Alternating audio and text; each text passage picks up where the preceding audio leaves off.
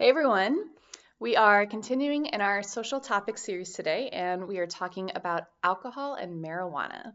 By definition, alcohol is any liquid that can get you drunk, and marijuana is the dried leaves and flowers of the hemp plant that are smoked or consumed as a drug. So, why are we talking about these two things together? For starters, they just both create an altered state of mind. They are both the most popular drugs used at recreational activities and are often used together. And the consequences of marijuana are just much closer to alcohol than to other drugs. So let's cover the basics. These drugs have three main uses. The first is recreational, meaning you like the way that you feel and you like the way you behave while you're using them. The second is medicinal, so if you have some sort of ailment, you can use one of these substances to make you feel better. And the third is addiction. Addiction happens after it's used for medicinal or recreational purposes, but now we can't stop using it, plus we have to keep using more and more of it to stay at the level of functioning that we desire. So let's talk about the legality of these two things. Legally, you have to be 21 in order to use alcohol or marijuana. If you do drink illegally or if you possess or distribute alcohol, that is a misdemeanor. If you are a minor and possess a small amount of marijuana, that's also a misdemeanor.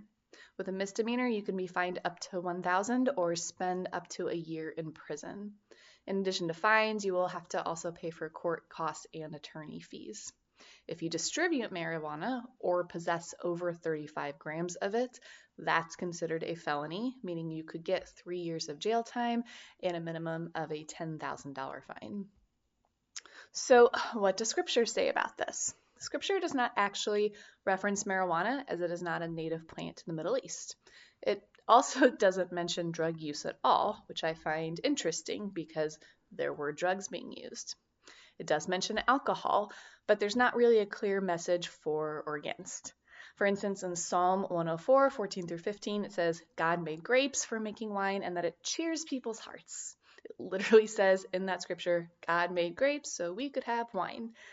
So that's interesting. And of course, there's the very popular passage from John where Jesus was at a wedding at Cana and he turned water into wine.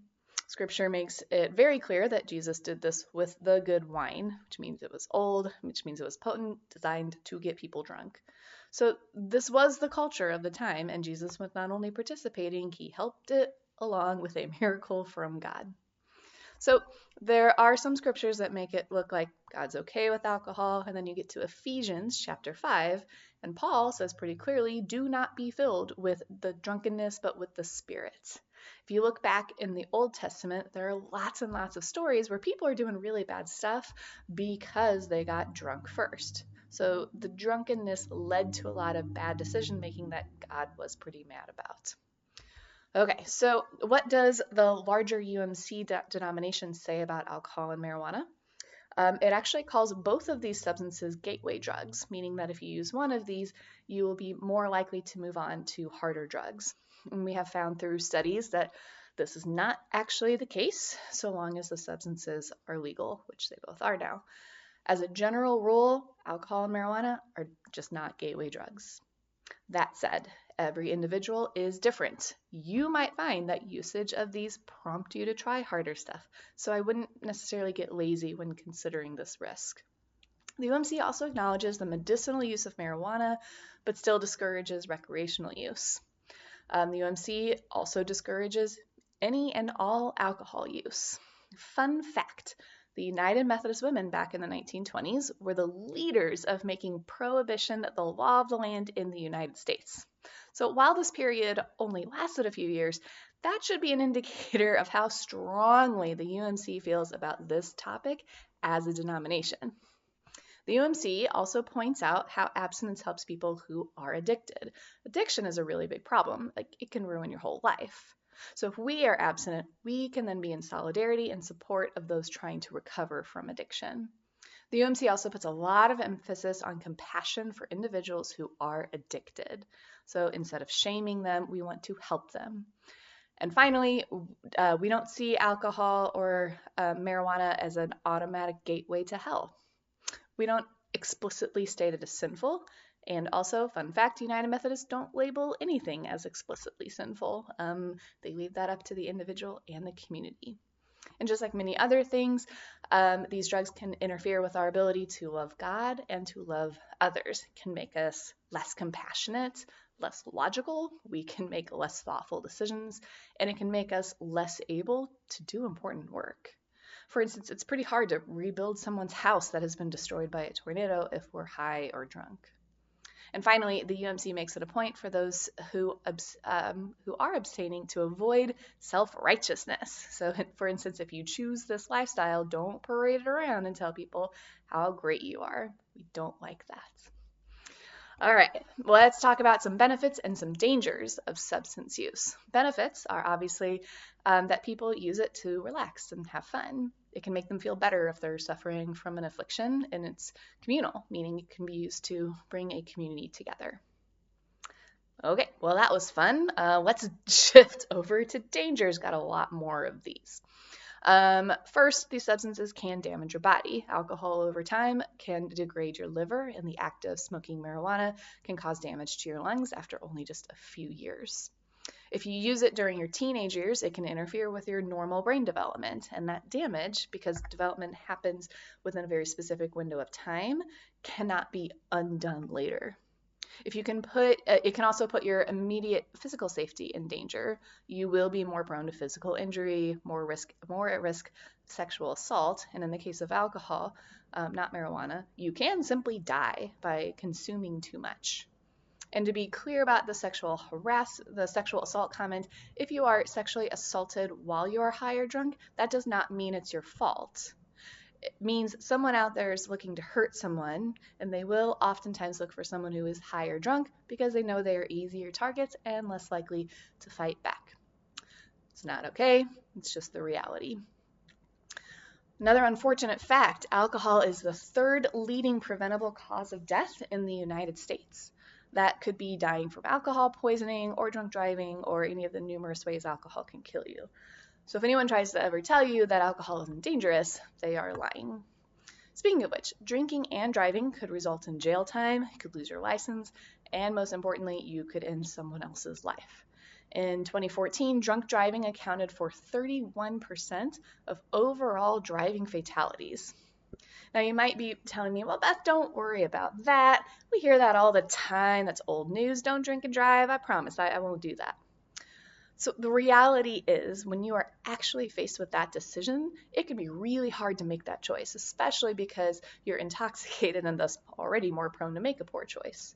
Let's say you're at a party and you have a car, it is really inconvenient to leave without that car. If you call an Uber, that's now money you have to spend and you got to figure out how to get your car the next day. If you call your parents, that's an uncomfortable conversation or could possibly result in you losing privileges, maybe something important like your phone. Yeah. If you try and get a ride, there might not be somebody else at the party that's sober and or willing to drive you home, and you also might just be too embarrassed to ask. So it's one thing to say it, but we have to be really committed to not drinking and driving. I've been there when that temptation is really, really high. It's not easy.